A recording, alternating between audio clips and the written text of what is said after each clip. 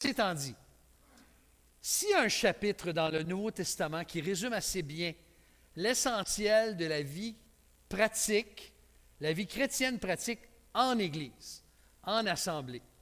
On en a lu un, c'est-à-dire que notre frère nous a lu une partie de 1 Corinthiens 12, mais il y a un autre chapitre dans le Nouveau Testament qui est très important à cet égard, c'est Romains chapitre 12.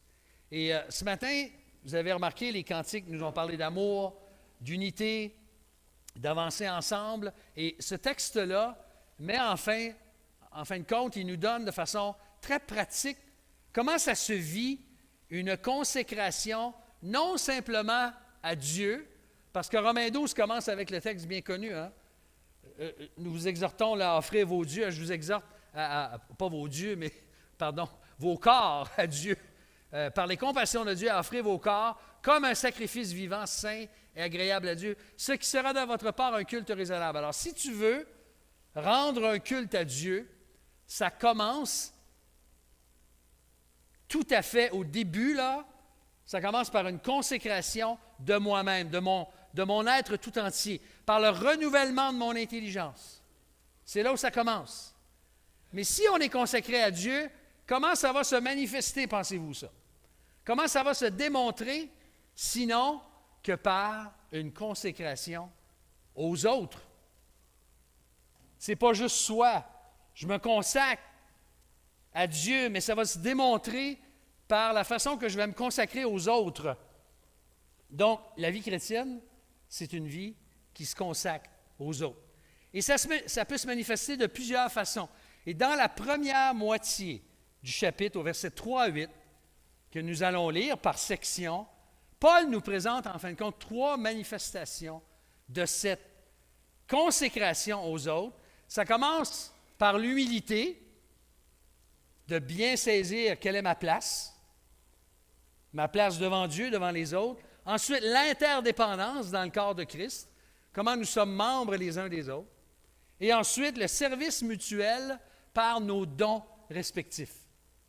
Donc, tout ça, ça a une vision, je me consacre aux autres, j'avance avec les frères et sœurs. Comme Église, on est en train d'avancer, malgré les divergences, malgré les décisions qu'on a à prendre, malgré différentes choses. Nous sommes là, comme corps de Christ, pour avancer ensemble.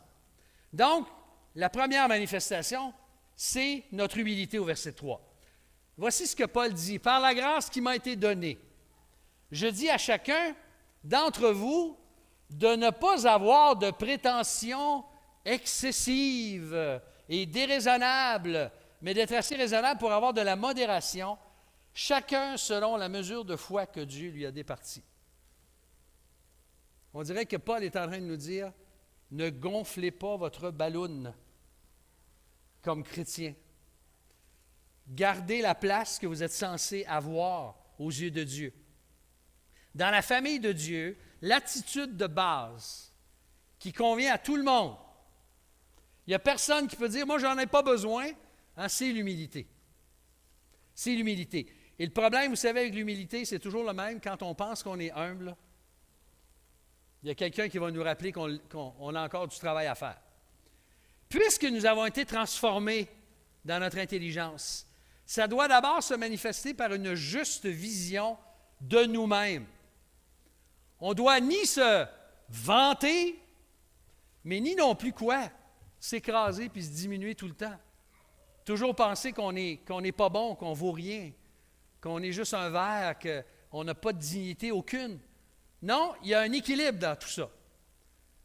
Et cette exhortation de Paul, il dit selon la grâce qui lui avait été accordée. Il parle avec l'autorité d'un apôtre, mais sans oublier d'où le Seigneur l'avait tiré. S'il y avait un gars qui aurait pu se vanter, c'est bien l'apôtre Paul, on le sait, hein, avec tout ce que le Seigneur lui avait donné. Mais il se rappelait toujours quoi?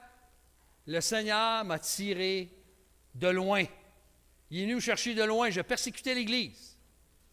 Et dans une Église, lorsqu'il règne justement un climat de prétention excessive et déraisonnable, quand on commence à se prendre pour d'autres, qu'est-ce que ça produit? Bien, ça produit des conflits.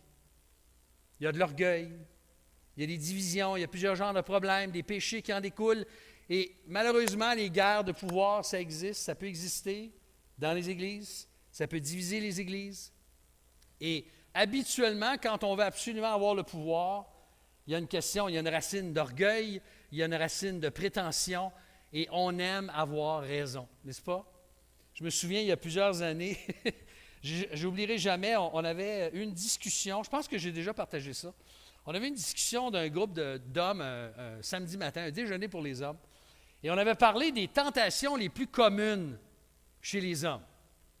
Puis souvent, on pense à certaines choses, mais il y a un frère qui a mentionné, on avait eu une discussion ouverte, et puis la première chose qu'un frère a mentionné, c'est le désir d'avoir raison. Bien, il y a juste les hommes qui sont comme ça, hein? Pas les femmes. Mais on aime tous ça, avoir raison, n'est-ce pas? On aime avoir des opinions, on aime avoir raison, et ça peut nous jouer des tours, ça peut faire du mal des fois. Tout ça par orgueil parce qu'on veut avoir raison. Et savez-vous ce qui se passait probablement dans le contexte où Paul écrit ici, dans Romains chapitre 12? Les chrétiens à Rome, il y en avait probablement plusieurs qui croyaient qu'ils n'avaient pas besoin des autres membres du corps de Christ. Qu'arrive-t-il lorsque quelqu'un se croit trop important? D'avoir de la modération, il dit, c'est intéressant, de ne pas avoir de prétentions excessives et déraisonnables, mais d'être assez raisonnable pour avoir de la modération, chacun selon la mesure de foi que Dieu lui a départie, que Dieu lui a donnée. Si quelqu'un se croit trop important, qu'est-ce qu'il va dégager? Qu'est-ce qu'il va manifester? Il est en train de nous dire, en fait, qu'il ne peut rien apprendre des autres. Et ça, quand on tombe dans ce panneau-là, n'est-ce pas? C'est le début de la fin parce qu'on doit toujours rester dans une attitude comme croyant, d'être enseignable, d'apprendre, de ne pas chercher à avoir raison à tout prix, puis il faut que ça marche comme moi je le crois. Et de la même façon, de l'autre côté, c'est vrai aussi, si un individu se croit inutile, méprisable, il ne verra pas ce qu'il peut apporter aux autres.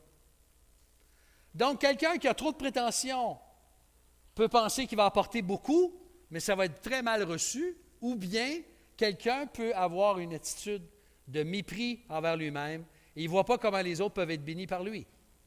Alors, Paul nous dit d'avoir de la modération selon la mesure de la foi départie à chacun. Et ce texte-là soulève une question. Quelle est cette mesure de foi dont il parle? Est-ce que Dieu aurait donné une certaine dose de foi à certains pour rester humbles, puis aux autres, il ne leur en a pas donné? Est-ce qu'il y en a qui auraient assez de foi pour être plus modérés que les autres?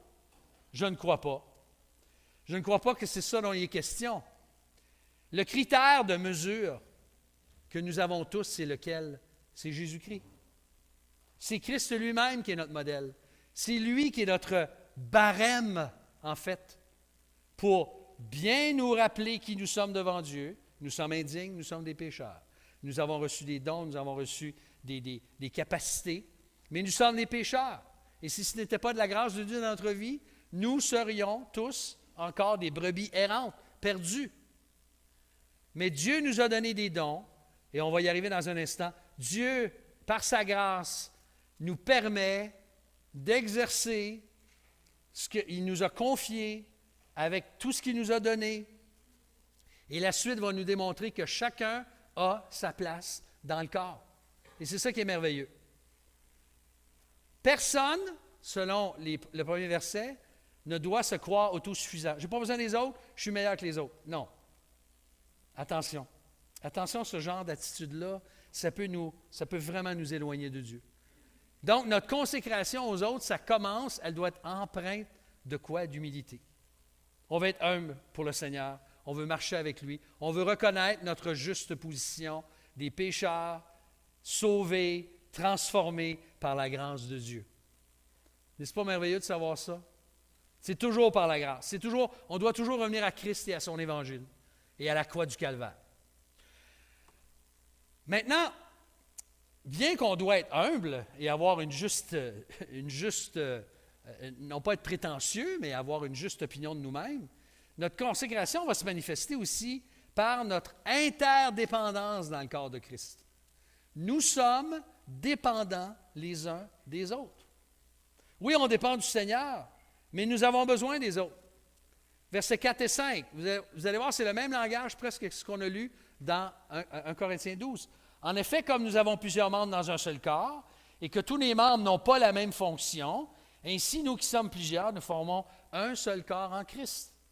Et nous sommes tous membres les uns des autres. Vous vous rappelez tantôt ce que notre frère nous a lu. L'oreille ne peut pas dire « Je n'ai pas besoin de toi ». Hein, si tout le corps était une oreille, peux-tu imaginer? Je serais ce matin, moi, une oreille devant plusieurs oreilles. Ça serait merveilleux. Tout le monde écouterait, mais il n'y aurait pas de bouche pour parler. Alors, l'oreille écouterait toutes les oreilles. Ça ne fonctionnerait pas, hein? On a besoin de tous les membres pour être un corps. Comme ton corps a besoin de tous ses membres, en tout cas, au moins pour fonctionner normalement, c'est la même chose pour l'Église. Au 1er siècle, on parlait souvent de la ville de Rome ou de l'Empire romain, savez-vous comment? Comme d'un seul corps. D'un seul corps. Et comme Paul le fait ailleurs, j'ai mentionné 1 Corinthiens 12, mais il le mentionne aussi dans Éphésiens chapitre 4, verset 16, l'apôtre compare l'Église au corps humain. Le corps humain, l'Église ressemble au corps humain. Quand un chrétien croit qu'il peut vivre tout seul, sans avoir besoin des autres, il oublie une vérité extrêmement importante. Christ a donné sa vie, non pas pour une seule personne. Il l'a donné pourquoi, sa vie? Pour l'Église. Christ a aimé l'Église et s'est livré lui-même pour elle. C'est l'Église que Jésus a aimée, c'est-à-dire tout son corps, de tous ses membres, de tous ceux qui lui appartiennent, de toutes les nations, de toutes les tribus, de toutes les langues, de tous les peuples et de toute l'histoire. Alors quand Jésus-Christ, son épouse, son Église, va se présenter devant lui, ce ne sera pas une seule personne, ça va être l'ensemble de son corps. Dans 1 Corinthiens 12, 13, il est dit que nous avons tous été baptisés dans un seul esprit. Pourquoi? Pour former un seul corps. Dieu voit un corps. Malgré les différences, malgré les divergences, malgré les arrière-plans, malgré les races, malgré tout ce qui peut nous différencier, notre arrière-plan, qu'on soit chauve, qu'on ait des cheveux, qu'on ait la barbe ou qu'on ne l'ait pas, qu'on soit, peu importe la couleur de notre peau, peu importe notre arrière-plan, peu importe notre culture dans laquelle on a grandi, le Seigneur nous appelle tous à former un seul corps. Donc, c'est une diversité vécue, comment? Dans l'unité. Il y a un seul corps. Il n'y a pas 25 corps, il y en a un. Pourtant, avec plusieurs membres. Chaque croyant a une fonction unique dans ce corps, comme nos membres ont chacun leur fonction dans notre corps. Pendant que je vous parle, ma langue fonctionne, mon cerveau roule à 250 000 à l'heure, mes pieds tiennent mon corps, en tout cas j'espère, continue, je peux bouger mes bras. Tous les membres sont en train de travailler. Et ils dépensent toute l'énergie concentrée pour livrer ce que je suis en train de faire en ce moment. Mais tous les membres sont dans l'action.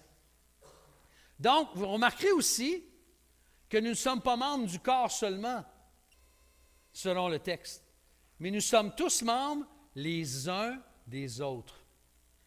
Et ça veut dire que Dieu place une grande valeur sur chacun de nous. Chacun des enfants de Dieu pour lesquels Jésus-Christ a donné sa vie forme le corps de Christ et nous sommes tous membres les uns des autres. Donc, aucun membre en lui-même ne peut être complet et accomplir la mission que le Seigneur lui confie seul. Il a besoin des autres. Il ne peut pas le faire sans les autres. C'est impossible. La raison d'être pour laquelle le Seigneur t'a sauvé et t'a appelé à le servir et à glorifier son nom par ta vie, c'est pour, justement, être avec les autres et le faire avec les autres. Pour employer un mot bien actuel, le réseau social de Dieu, par excellence, c'est quoi? C'est l'Église. C'est le réseau que Dieu a prévu. C'est la famille, c'est l'équipe que Dieu a prévue.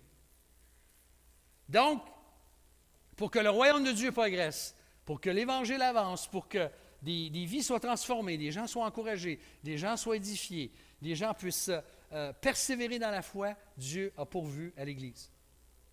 Oui, c'est merveilleux, il y a des frères et des sœurs ce matin qui ne peuvent pas être avec nous Et je sais qu'eux, certains d'entre eux en tout cas, aimeraient beaucoup pouvoir être présents parmi nous, pour pouvoir goûter ça un peu plus. Mais quand des gens qui pourraient être là se contentent d'un écran ou de ne pas être avec les autres, alors qu'ils pourraient très bien l'être, on sait que c'est malheureux parce qu'ils se privent. Alors j'espère ce matin que si tu peux être avec nous la semaine prochaine physiquement, viens, ne te gêne pas. Il n'y a plus d'inscription depuis longtemps, on a la liberté maintenant, on peut chanter, on est presque en train d'oublier la pandémie, sauf les informations qui nous rappellent que les cas augmentent, mais ça, on verra ça plus tard. Tu vois, le royaume de Dieu, c'est le moyen que Dieu a choisi. Le moyen que Dieu a choisi pour faire progresser le royaume de Dieu, c'est l'Église. Si mon frère est dans la joie, je me réjouis avec lui. C'est ce qu'il va dire au verset 15 plus loin. Et c'est ce qu'on a vu dans 1 Corinthiens 12 tout à l'heure. Si ma sœur pleure, je pleure avec elle. Hein? On pleure avec ceux qui pleurent, on se réjouit avec ceux qui se réjouissent. On forme un corps. Donc, personne ne doit à la fois se sentir inutile ou mis sur un piédestal. Hein, il ne devrait pas y avoir de culte. Il n'y a pas de hiérarchie dans l'Église. Malgré que Dieu a donné des gens pour la conduire, il a donné des pasteurs, des anciens, il a donné des serviteurs, des diacres et des diaconesses. Ils sont pas plus proches de Dieu que les gens qui servent dans toutes sortes d'autres domaines. Personne ne doit se sentir inutile. Quand Dieu prend toute la gloire, et c'est ça qu'il faut toujours s'assurer que quand on sert, on veut que Dieu soit glorifié, bien, chacun va trouver sa place, chacun va trouver son utilité. Donc, on permet même aux autres d'être eux-mêmes et on ne veut pas chercher à les transformer à notre image à nous. Parce que rappelons-nous, une oreille, ce n'est pas une langue, ce n'est pas un nez, ce n'est pas un foie, ce n'est pas un poumon. Chacun a son rôle particulier. Et l'oreille ne peut pas dire au poumon, « Hey, voyons donc, toi, tu devrais contrôler l'entrée d'oxygène dans le corps avec une oreille. » Ça ne marche pas, ça. On le sait. Ça prend un poumon. Ça prend 2 poumons, même, idéalement. C'est mieux 2, hein, paraît? C'est mieux 2 que 1. Mais c'est toujours la même chose, n'est-ce pas? Quand Dieu prend toute la gloire, on va trouver notre place et on va permettre aux autres d'être eux-mêmes. Donc, dans ces 2 versets-là, lorsqu'il dit que nous avons plusieurs membres dans un seul corps, que tous les membres n'ont pas la même fonction, et nous sommes plusieurs, nous formons un seul corps en Christ. L'apôtre Paul est en train de nous présenter en fait 3 réalités. On a à la fois plusieurs membres, hein, la pluralité des membres, on a la diversité des membres et on a l'unité des membres. On avance, on est un seul corps. On veut travailler, avancer ensemble. Et cette consécration aux autres, toujours, se manifeste troisièmement en nous servant de nos dons ou par nos dons respectifs. Les dons que le Seigneur nous a donnés au verset 6 à 8. Voici ce qu'il ajoute. Il dit, nous avons, mais nous avons. On a un seul corps, on est membres les uns des autres, même si on est plusieurs, nous sommes tous membres les uns des autres, mais nous avons des dons différents. Nous sommes différents. Nous avons reçu des dons différents, selon la grâce qui nous a été accordée. Si c'est la prophétie, que ce soit en accord avec la foi. Si c'est le diaconat ou le service, que ce soit dans un esprit de service. Que celui qui enseigne s'attache à l'enseignement, celui qui exhorte à l'exhortation, celui qui donne le fasse avec simplicité, celui qui préside avec empressement, celui qui exerce la miséricorde le fasse quoi? Avec joie. Avec joie. Une vie consacrée aux autres frères et sœurs, en fait, c'en est une de service mutuel. On s'aime, et parce que nous nous aimons, nous voulons mettre nos dons au service des autres pour l'avancement de l'Évangile, pour la gloire de Dieu. Quelqu'un a dit que l'exercice des dons, c'est comme le langage corporel de l'Église. Hein, c'est le corps qui manifeste sa vie de toutes sortes de façons. Maintenant, les dons, on sait que, Paul nous présente 7 dons ici, et ce n'est pas la seule liste qu'on a dans le Nouveau Testament. On a 4 listes, Romains 12, 1 Corinthiens 12, Éphésiens 4 et 1 Pierre 4. Ce sont les 4 textes qui nous présente des dons. Et le sujet des dons spirituels, on en a déjà parlé, c'est un sujet qui est mal compris bien souvent, qui est même débattu dans certaines églises. Selon 1 Pierre 4, il nous est dit clairement qu'on a tous reçu au moins un don. Alors, je veux vous rassurer ce matin, si toi tu dis, moi, je n'ai pas de don parce que je ne suis pas capable de parler en avant, non, non, non, non. Ça n'a rien à voir, là. Il y a des gens qui n'ont pas reçu le don de parler devant les autres, mais qui sont d'excellents serviteurs, d'excellentes servantes pour faire des tâches, pour accomplir des choses. Et même ceux qui parlent, ça ne veut pas dire qu'ils ne peuvent pas servir ailleurs dans les choses manuelles. On a tous reçu au moins un don. Donc, avant de croire que moi, je n'ai pas reçu de don parce que je ne suis pas capable de parler en public, je ne suis pas capable de faire ci devant des gens, attention, chaque manifestation de ces dons-là, chaque exercice peut être une bénédiction, si petite soit-elle, cette manifestation-là, si petite soit-elle. Les dons ont en commun le bien et l'édification des autres, selon le Nouveau Testament. Jamais la gloire personnelle. Dieu ne nous donne pas un don avec deux belles bretelles pour nous dire, hey, voyez, j'ai reçu le don, moi. Toinch! Non. On n'a pas reçu un don pour se vanter. On a reçu un don pour le mettre au service des autres. Et si on ne le met pas au service des autres, bien peut-être que le Seigneur va nous tasser, il va nous enlever de là. Il va le donner à quelqu'un d'autre. Alors, moi j'ai cru, et j'ai déjà partagé ça à l'Église, c'est pour vous dire que des fois, on peut faire des erreurs, on peut se tromper, on peut changer d'idée avec le temps. Même les pasteurs et les prédicateurs et les théologiens évoluent dans leur pensée, et c'est ce qui m'est arrivé dans cette question-là. J'ai déjà enseigné même lorsqu'on était à l'école Philemon Wright. Ça fait au moins 70 ans de ça, hein? Peut-être non. Non, ça ne fait pas si longtemps. On était là il y a une quinzaine d'années. Mais il y a à peu près une vingtaine d'années, j'ai enseigné qu'il était essentiel de bien identifier ces dons spirituels pour être efficace dans le service pour l'Église. Mais je dois vous dire que je ne crois plus ça aujourd'hui. J'ai changé d'idée. Je pourrais dire même que je me suis repenti. Parce que j'ai reconnu, avec l'expérience et avec même en faisant ça, on avait des questionnaires, on a distribué aux gens. Puis je me suis rendu compte que une des réalités, puis il faut l'accepter, ça, c'est que nous ne sommes pas totalement objectifs nous-mêmes. Même quand on remplit un questionnaire, c'est tentant de remplir le questionnaire selon les dons qu'on aimerait avoir. Vous avez remarqué? Vous allez remarquer quelque chose comme ça, là. Et je me suis rendu compte que c'est souvent les autres qui sont mieux placés, qui sont mûrs, qui aiment le Seigneur, qui sont sages, pour reconnaître les dons que Dieu nous a donnés. Maintenant, ça ne veut pas dire qu'on est « Ah, moi, j'ai aucune idée du don ou des dons que Dieu m'a donnés. » Ce n'est pas dans ce sens-là, mais c'est avec le temps, c'est avec le service, c'est avec la pratique, la patience que Dieu confirme. Et j'aime cette expression-là, ce qui nous passionne. Souvent, si le Seigneur t'a donné une passion dans un service, il est fort probable, casse-toi pas la tête, que le Seigneur t'a donné des dons dans ce domaine-là. Si tu as à cœur les gens qui souffrent, il est fort possible que le Seigneur t'a donné le don de compassion. Si tu aimes servir dans les choses manuelles, bien Dieu t'a probablement donné le don de service, alors que tout le monde voit que tu es une bénédiction dans ce domaine-là. Tu n'as pas besoin de dire non, non, non, non, non. Fais pas preuve de fausse humilité. On le reconnaît quand les gens nous disent, ils voient des choses. On n'est pas là pour tomber dans l'orgueil. Mais je vous dis, souvent, les autres sont mieux placés. Et ce n'est pas par mépris de soi-même, c'est simplement, c'est avec l'expérience que je le vois.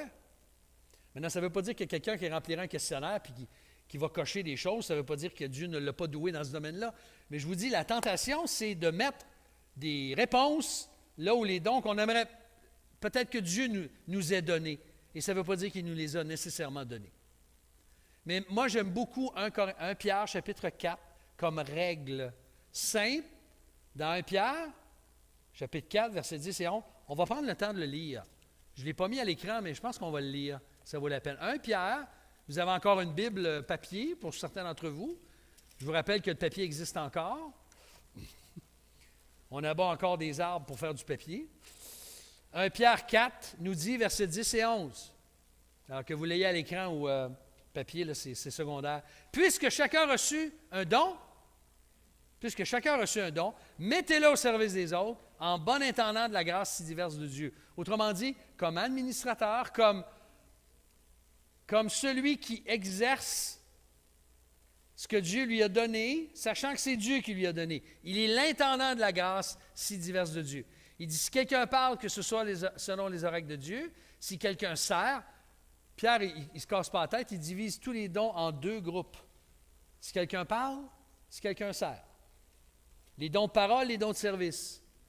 Que ce soit par la force que Dieu lui accorde, afin qu'en toute chose, Dieu soit glorifié par Jésus-Christ, à qui appartiennent la gloire et la puissance au siècle des siècles. Alors, qu'est-ce qu'on voit comme règle dans ce texte? Disons, principe très simple. Pour confirmer un don, les gens sont édifiés, il va être utile pour tous et Dieu est glorifié par Jésus-Christ.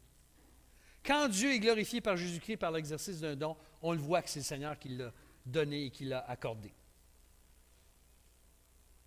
Parce qu'il y a des gens qui prétendent avoir certains dons, c'est ça le problème, et on voit que ce n'est pas nécessairement pour l'édification, ou ce n'est pas Dieu qui va être glorifié, c'est eux-mêmes. Ils vont chercher l'attention ou la gloire d'eux-mêmes. Alors là, il nous donne quelques dons ici. On va passer très rapidement à travers pour terminer. La prophétie, c'est-à-dire de parler de la part de Dieu sous l'inspiration du Saint-Esprit. Dans 1 Corinthiens, chapitre 14, verset 3, Paul compare ce don-là au don des langues. Il dit ceci, celui qui prophétise, au contraire du don des langues, parle aux hommes, les édifie, les exhorte, les console. Celui qui parle en langue s'édifie lui-même. Celui qui prophétise, édifie quoi ou qui? L'Église. Donc, personne ne peut prétendre en 2022, il y en a qui le font, mais ça ne veut pas dire qu'ils ont raison, de se prétendre être un prophète au même titre que ceux qui l'ont été dans l'Ancien Testament ou au début de l'Église. Ceux qui ont servi de fondement avec les apôtres à la base de l'Église primitive. Vous avez été édifiés, Paul dit dans Éphésiens 2, sur le fondement des apôtres et des prophètes. Ces hommes que Dieu a suscités pour établir l'Église. Donc, selon ma compréhension, ceux et celles qui prétendent être prophètes aujourd'hui et pouvoir prédire l'avenir, entre autres, dans les églises. Ainsi parle l'Éternel, j'ai vu ça, notre Église va faire ça, il va arriver ça. Il y en a qui vont faire ça dans certaines églises. Pour moi, ça, ce n'est pas de la prophétie, ça. Je vais être dur ici, mais pour moi, c'est du mysticisme dangereux, subjectif, potentiellement dangereux. Vous savez, quand quelqu'un dit « Dieu m'a montré que », Dieu m'est apparu puis il m'a dit que, ou bien c'est prétentieux, ou les gens vont dire « Hey, Dieu il est apparu, il faut écouter, ça doit être sûrement de Dieu. » Attention, attention, le diable est très bon pour imiter Dieu. Il est spécialiste dans le domaine.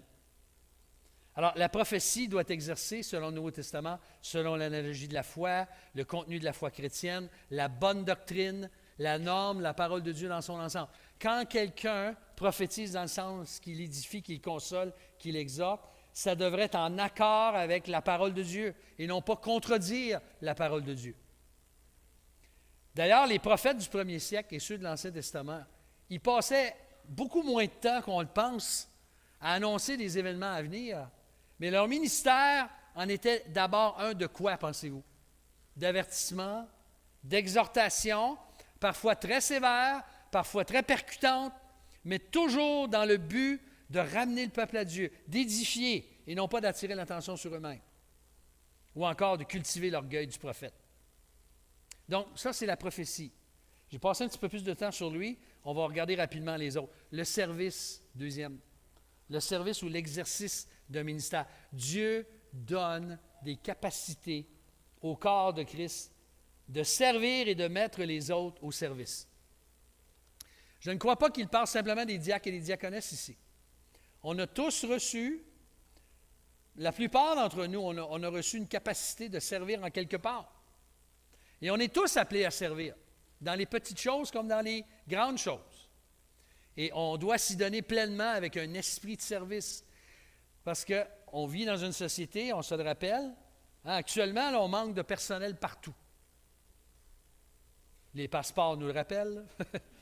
Tout ce qui se passe ailleurs, dans les aéroports, on se le rappelle. Partout, on est obligé d'attendre plus longtemps parce qu'on manque de personnel. Mais l'Église de Jésus-Christ, en fait, même, elle vit ça. La pandémie nous a malheureusement laissé ça. On dirait qu'elle a affecté l'esprit de service dans certains cas. Mais notre société, elle est là, puis elle nous pousse à nous demander toujours qu'est-ce que ce service va me rapporter. Alors que le Seigneur nous appelle à servir pour lui. Hein, le Fils de l'homme est venu non pas pour être servi, mais pourquoi? Mais pour servir et donner sa vie en rançon pour plusieurs. Alors voyez-vous, tout ça s'inscrit en Christ. Christ est notre modèle. Je vais vouloir servir les autres, me consacrer aux autres, parce que Christ m'a aimé. Et Dieu, le Seigneur Jésus, m'a servi d'une façon absolument incroyable. Ensuite, il parle de l'enseignement comme don. Bien sûr, le peuple de Dieu a toujours besoin d'être enseigné, continuellement, par la parole de Dieu, et ça, sous différentes formes, à tous les niveaux d'âge. L'Église doit être nourrie par des personnes qui sont capables d'enseigner les Écritures, les expliquer, les rendre pratiques pour nos vies. On a besoin de ça. C'est notre nourriture, ça. Il faut qu'elle nous soit enseignée. C'est pour ça qu'on veut garder l'Écriture au centre de ce que nous faisons et de nos activités.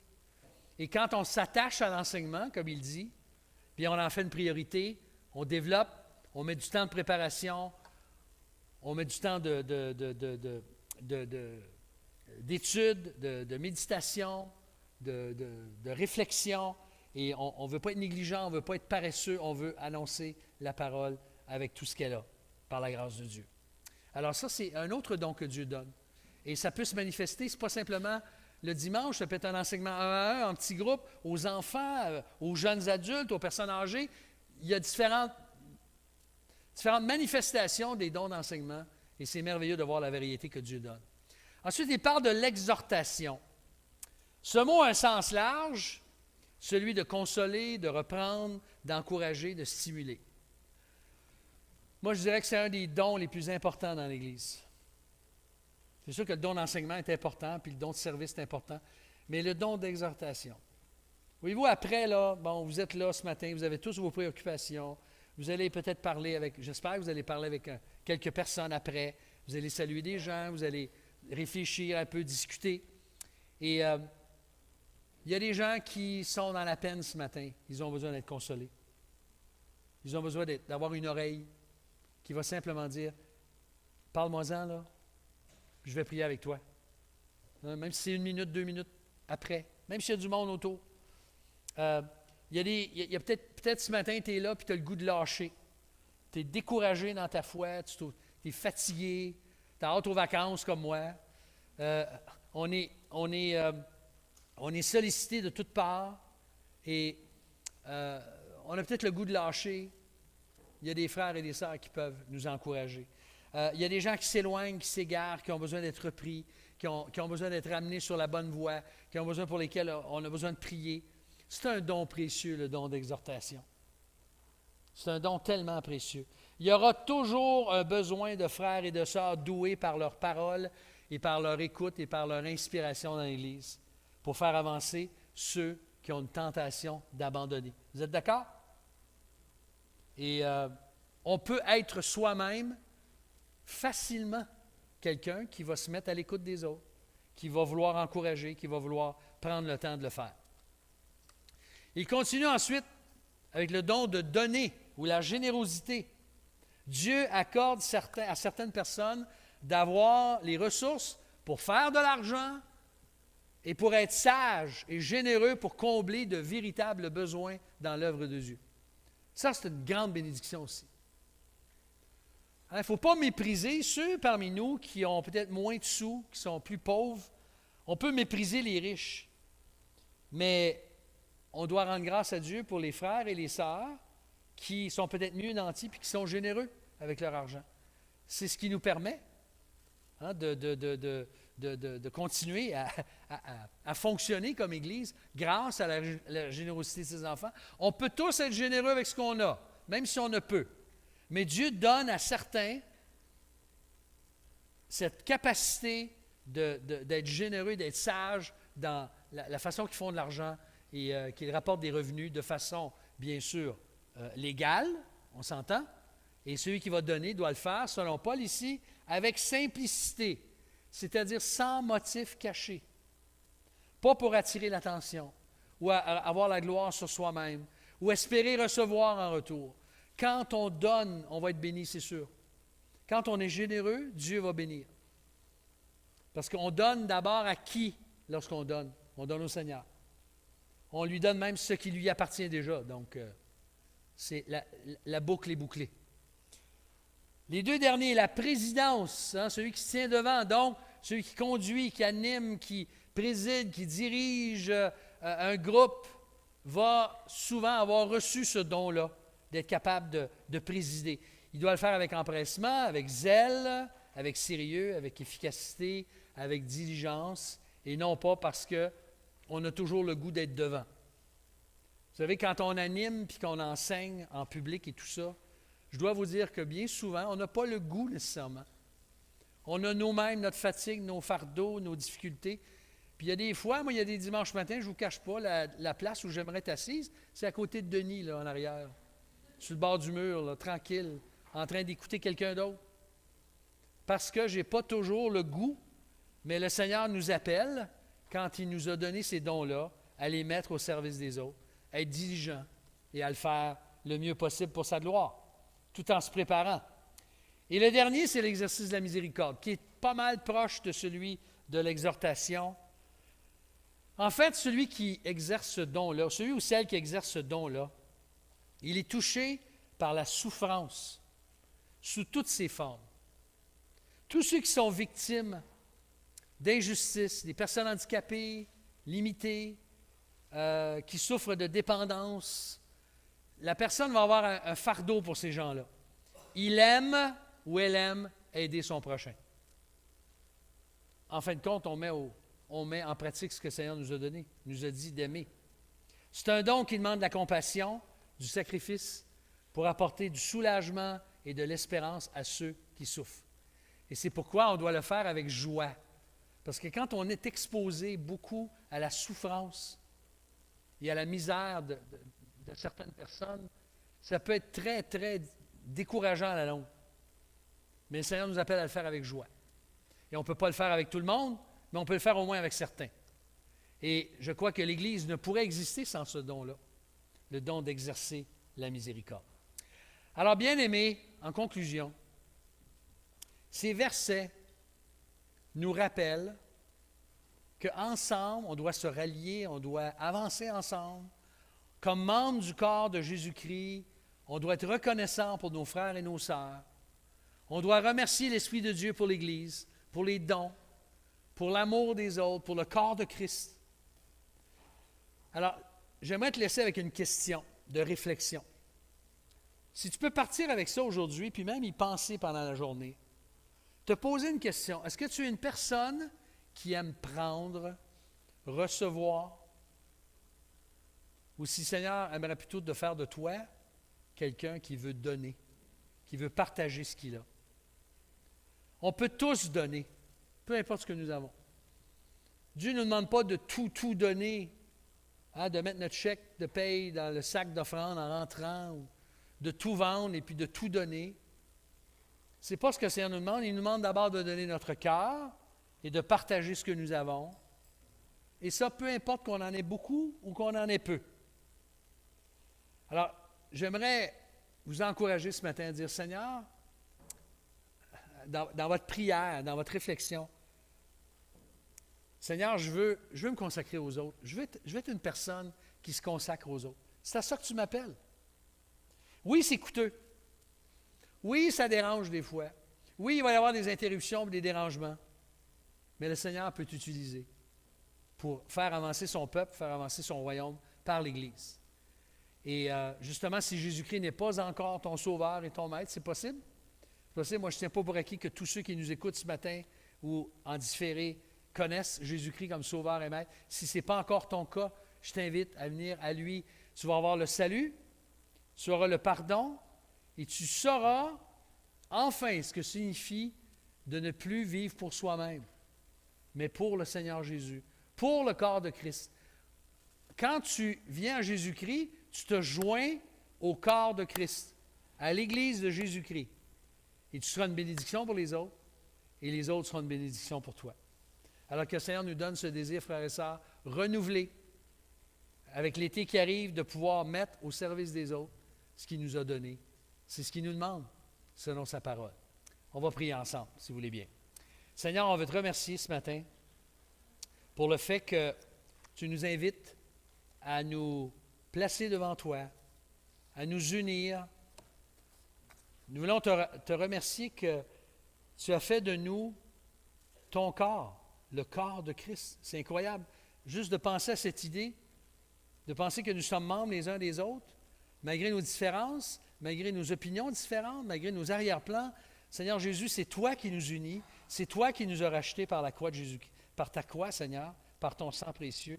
Et tu nous invites maintenant à non pas nous diminuer, non pas nous vanter, mais à nous rappeler que nous sommes membres les uns des autres et que nous pouvons mettre au service des autres les dons que tu nous as donnés, les dons respectifs que nous avons reçus. Alors Seigneur, sois béni, sois glorifié. Fortifie-nous cette semaine, sois avec ceux qui souffrent en ce moment. Te demandons ta consolation pour ceux qui pleurent un être cher. Nous te demandons ta grâce pour ceux qui souffrent dans leur corps ou dans leur esprit, afin qu'ils puissent persévérer dans la foi. Et Seigneur, donne-nous à chacun un cœur rempli de reconnaissance pour ce que tu as fait pour nous et de pouvoir mettre au service des autres ce que tu nous as confié. Parce que nous te le demandons, Seigneur, et te remercions au nom précieux du Seigneur Jésus-Christ. Amen. Amen.